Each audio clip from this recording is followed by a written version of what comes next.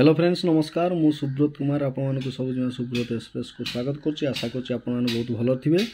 आज हूँ संडे ये संडे आपण मैंने जानी प्रत्येक संडे दिन आमर स्वतंत्र प्रकार माने पखाल भात प्रस्तुत आज पखाल एपिसोड देखु आपड़ देखु पखाल आम रेडी। आज ये टोटाल जो कषाटा पूरा अच्छी टोटाल सब खिया हम।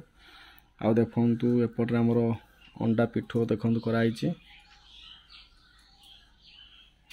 आउपटे देखो आमर केते सुंदर भाव देखु जन्नी भजा है मसला देखु बहुत बढ़िया भाव दिखाई मसला गुड़ाक आउपटे आंबुल पूरा आम रेडी पूरा अच्छी। एपटे देखु छुई बैगण देकर पूरा भल भाव पूरा देखु भजा हुई लंका दीटा आवेलेबल अच्छी। बर्तमान आमर पखाल एपिसोड आरंभ हो। प्रथम आगे देखिया अंडा आमलेट रू प्रथम आरंभ करवा।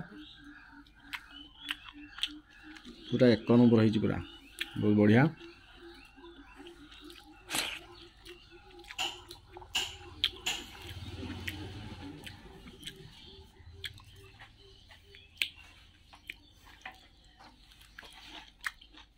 जन्नी टेस्ट बहुत ही बढ़िया लगुच।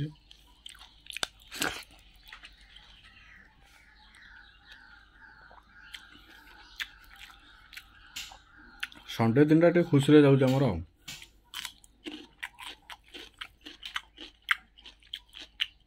काकुड़ी हूँ देसी काकुड़ी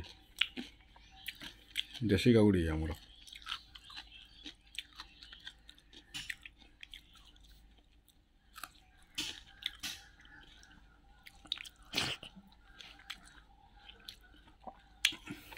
देखु बैगन टे खावा कौन लगुच बहुत बढ़िया बढ़िया टेस्टी पूरा।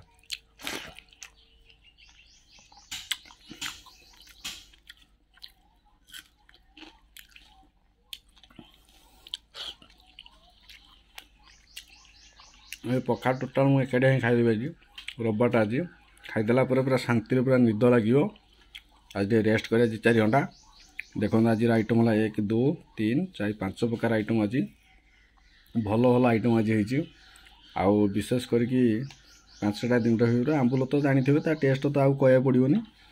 विशेष कर जन्नी आमलेटा आईटा भल लगे पूरा सुंदर हो पूरा बहुत बढ़िया लगुच। आपण मैंने आज पखाल खाई सारे ना नहीं निहत कमेंट कर जनइबे। आज आपंकर आइटम कौन हो पखाल रे कमेंट करूँ। आउ विशेष कर सब जुआ मुझे धन्यवाद देवी जे जहाँ एति परिश्रम कर टाइम बाहर करी रोषेईबास कर बहुत भल कर 10 शिखी पिलाटा रोषे शिखीला किंतु एते भल रोषे कर मो जीवन पूरा धन्य हो।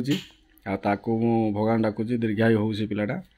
आउ मो दर्शक भाई बंधु मैंने जो मैंने देखुं से मन दुख करनी आसिले कि मुझे खाया देवी मना करी। आशा करছি आज भिडियो भल लगी लाइक कर शेयर कर रोचे। नमस्कार।